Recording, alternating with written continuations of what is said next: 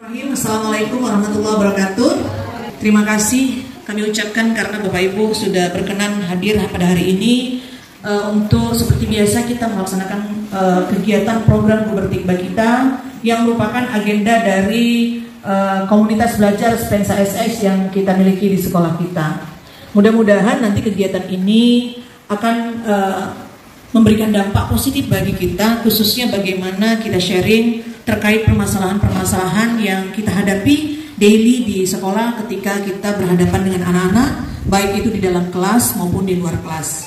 Saya persilakan yang menyampaikan permasalahan-permasalahan yang dihadapi terhadap kemampuan literasi dan numerasi dari anak-anak kita.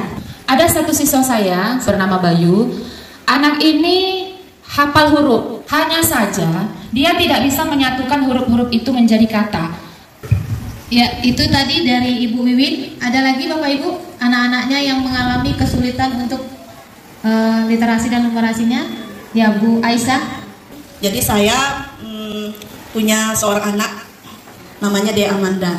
Jadi waktu kelas 7 sudah saya wanti-wanti juga si anak untuk terus belajar membaca. Huruf E dibilangnya huruf R, huruf G dibilangnya huruf N. Jadi saya bingung gimana sih solusinya ini? Anak saya bernama Aira. Dia bukan hanya tidak bisa membaca, tapi dia sama sekali tidak meresponsif apapun yang diperintahkan oleh guru. Tapi kalau dia menggunakan HP, dia responsif mengerjakan. Ada yang bersedia untuk menyampaikan solusi terhadap permasalahan anak-anak kita itu? Bu. Ya, silakan Bu Agus. Aira itu membaca bukunya dia nggak bisa, tetapi kalau membaca pesan WhatsApp dengan medsos dia bisa. Alangkah baiknya jika agak disinkronkan dari media WhatsApp tadi, pesan di WhatsApp tadi dengan buku teks dia dan buku catatannya. Aira itu perlu dipuji, walau sekecil apapun yang dilakukan, saya rasa dia perlu mendapat pujian. Ada yang mau memberikan tanggapan? Kami persilakan. Untuk masalah dari Bayu Ramadan, saya kemarin itu pernah menjadi guru IPA-nya. Jadi solusi dari saya yang pertama adalah menghubungi orang tuanya. Kita kasih tahu kelemahannya dalam membaca. Yang kedua, saya mulai dari diri saya sendiri. Saya ajari si Bayu ini, saya panggil ketika saya punya les kosong. Saya ajari perlahan-lahan apa yang dia nggak bisa.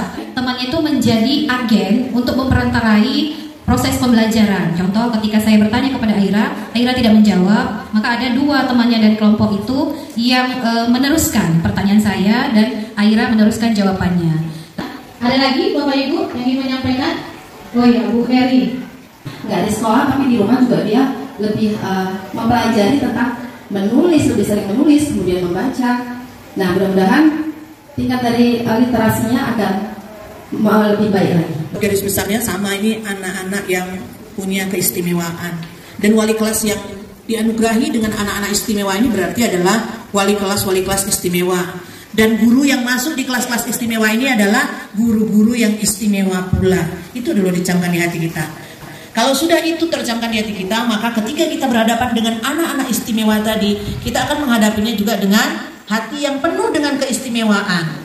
Saya terapkan yang pertama, solusi dari Bu Hairul Baria. Beliau menyampaikan saya melakukan itu dimulai dari diri sendiri. Maka saya panggil si Bayu, saya tanya dia, kamu kenapa tidak bisa menggabungkan huruf?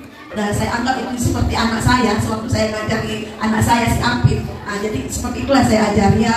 Alhamdulillah sampai sekarang sudah bisa mengenal huruf dan sudah bisa dia merangkai kata. Apa solusi yang disampaikan oleh teman-teman itu saya praktekkan dan mulai ada kemajuan. Aira sudah mulai mau untuk belajar lebih baik lagi daripada hari-hari sebelumnya. Jadi MDM IPS siap-siap ya. Permasalahan apa yang dihadapi oleh IPS dan apa saja praktik-praktik yang baik yang bisa dibagikan ke kita.